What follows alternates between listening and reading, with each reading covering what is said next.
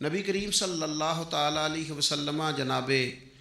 بلال حبشی رضی اللہ تعالیٰ عنہ کے قریب سے گزرے تو حضرت بلال کو امیہ بن خلف سخت سزائیں دے رہا تھا، اور حضرت بلال رضی اللہ تعالیٰ عنہ نے اپنی اس تکلیف کو آرام سے بدلنے کی تجویز یہ سوچی تھی کہ وہ جیسے جیسے تکلیف دیتے، مارتے، گرم پتھر آپ کے سینے پہ رکھتے تو حضرت بلال اپنے دل کو تسلی دینے کے لیے کہتے احد احد احد، اللہ ایک ہے، اللہ ایک ہے، اللہ ایک ہے۔ یہ وہ اپنے آپ کو تسلی دینے کے لیے اس جملے کو بار بار دہراتے۔ نبی کریم علیہ السلام وہاں سے گزرے تو کریم نے مسکرا کے اور شفقت کے ساتھ سیدنا بلال حبشی کے سر نور پر دست شفقت رکھا اور فرمایا بلال، جس احد کو تم پکارتے ہو وہ تمہیں اس تکلیف سے نجات بھی عطا کرے گا۔ اور پھر یہی بات جب جناب صدیق اکبر کو پتہ چلی تو ڈھیر سارا مال لے کر، بلکہ مفسرین نے لکھا ہے آدھا کلو سونا لے کر، آدھا کلو سونا، کمر اچھا ہے فلک پہ نہ ہلال اچھا ہے، نظر بھی نہ ہو تو دونوں سے بلال اچھا ہے، کم و بیش آدھا کلو سونا لے کر حضرت بلال کو خریدنے گئے اور پھر خرید لائے۔ اور صرف حضرت بلال کو نہیں خریدا، جناب عامر بن فہیرہ کو بھی خریدا، حضرت زنیرہ کو بھی خریدا۔ بہت سارے ایسے لوگ جو کفر کے نرغے میں تھے اور مسلمان تھے اور تکلیف دی جاتی تھی اور ستائے جاتے تھے، حضرت ابوبکر صدیق نے ان کو خریدا۔ اب اس زمانے میں، اس ماحول میں جب ہر چیز پیسوں میں تلتی تھی، لوگوں کے اندر اخلاص کا ڈھونڈنا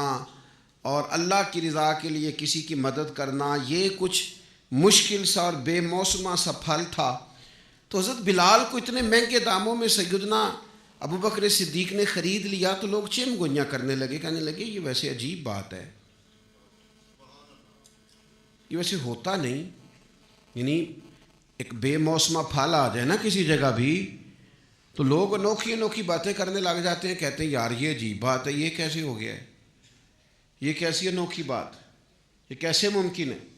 یہ ہو نہیں سکتا۔ یعنی سارے بندے جھوٹ بول رہے ہوں تو ایک سچ بولے تو انوکھا سا لگتا ہے ذرا۔ تو ایک دور چل رہا ہو نا جس میں چیزیں بک رہی ہیں، خریدی جا رہی ہیں، تو آپ اس میں کہتے ہیں میں فی سبیل اللہ ہوں تو لوگ پریشان ہو جاتے ہیں کہ یہ کیسے ہو سکتا ہے۔ تو اب اس زمانے میں جب حالات اتنے خراب تھے کہ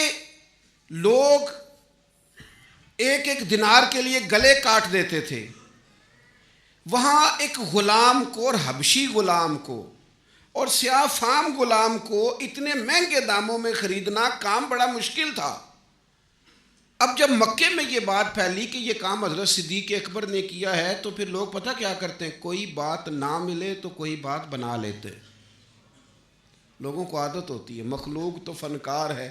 اس درجہ کے پل بھر میں سنگے در کعبہ سے بھی اصنام تراشے، تم کون ہو، تم کون ہو، کیا چیز ہے داغ کبابی۔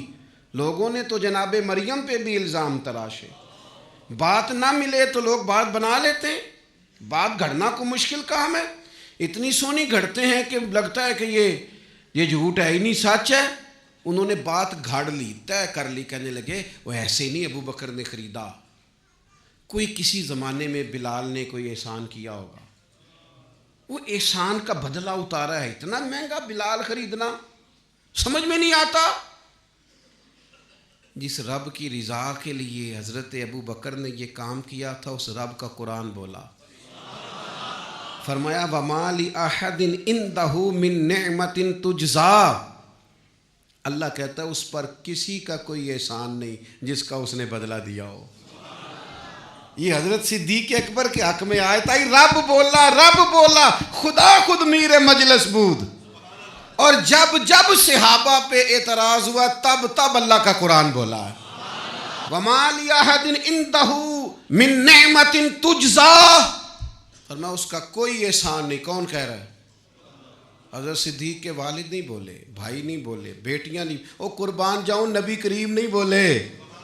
رب بولا۔ فرمایا اس کا اس پر کوئی احسان نہیں جس کا بدلہ دیا ہو. فرمایا وہ تو صرف اپنے رب کی رضا چاہتا ہے. ابو بکر تو ڈھونڈتے پھرتے ہیں کہیں رب رسول راضی ہو جائیں. یہ سونا کیا ہے, یہ مال کیا ہے, یہ گھر کیا ہے, چاندی کیا ہے, وہ تو میں تو تیری تلاش میں پھرا جنگل پہاڑ اور دشت میں, تینوں لب دیاں آپ گواچے, سانو اپنی خبر نہیں کوئی. وہ تو اللہ کی رضا تلاش کر رہا ہے تو مالک پھر ملے گا کیا؟ فرمایا والا سوف یردا, بڑی جلدی رب راضی بھی ہو جائے گا ابو بکر سے. رب کا وعدہ ہے کہ رب جناب صدیق اکبر سے راضی بھی ہو جائے.